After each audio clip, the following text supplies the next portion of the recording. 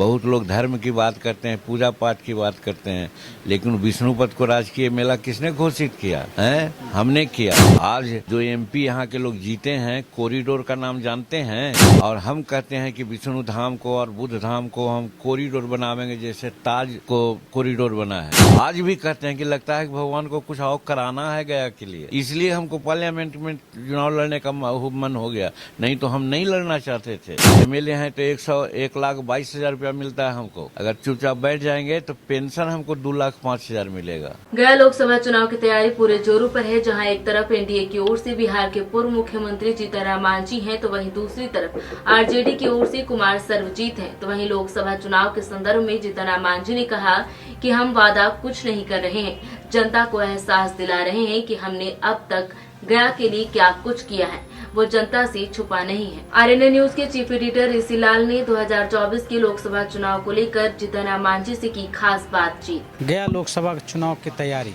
पूरे जोरों से है, जहां एक तरफ एनडीए के ओर से जीतनराम मांझी जी जो बिहार के मुख्यमंत्री थे, वही दूसरी तरफ महागठबंधन की तरफ से कुमार सर्वजीत जी यानी राष्ट्रीय जनता दल से।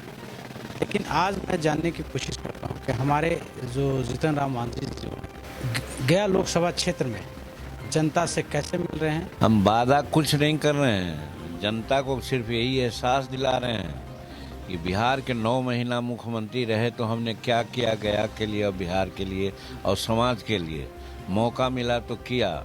एक दुर्भाग्य मेरा रहा कि 9 महीना ही समय मिला, 2-3 महीना और मिलता तो बहुत सी बात गया के लिए करते। बहुत लोग धर्म की बात करते हैं, पूजा पाठ की बात करते हैं, लेकिन विष्णुपद को राजकीय मेला किसने घोषित किया है? हमने किया।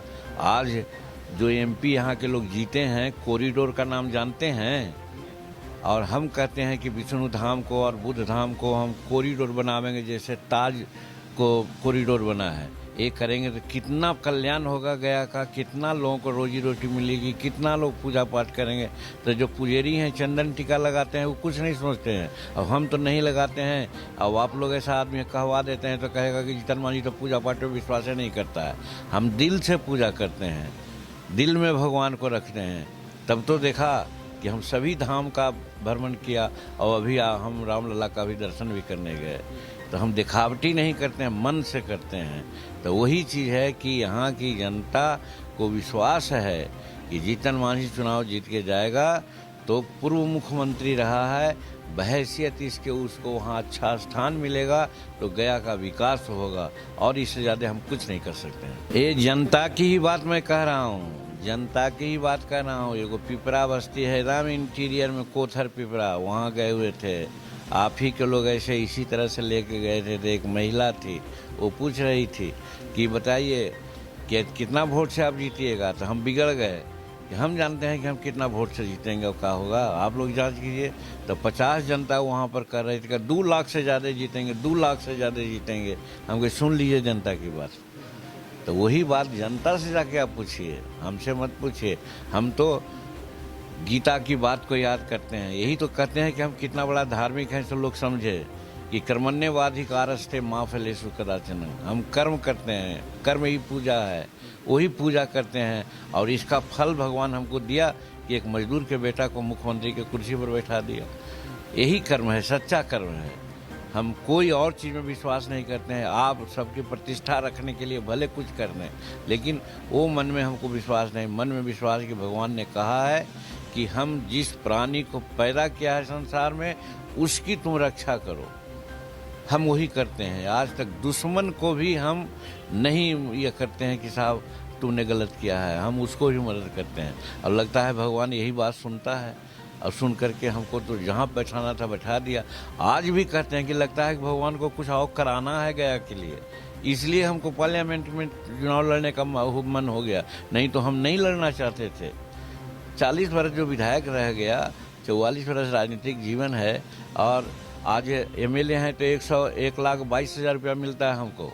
अगर चुपचाप बैठ जाएंगे तो पेंशन हमको 2,05,000 मिलेगा। क्या ज़रूरत है इतना सिर खपाने का?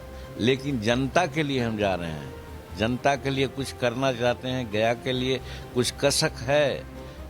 वो हम बोल चुके हैं। बाद में कल परसों आएंगे 16 तारीख को प्राइम मिनिस्टर, तो देखिएगा प्राइम मिनिस्टर के सामने कोई हिम्मत नहीं बोलने का करता है, और जीतन मांझी मुंह खोलेगा, देख लीजिएगा।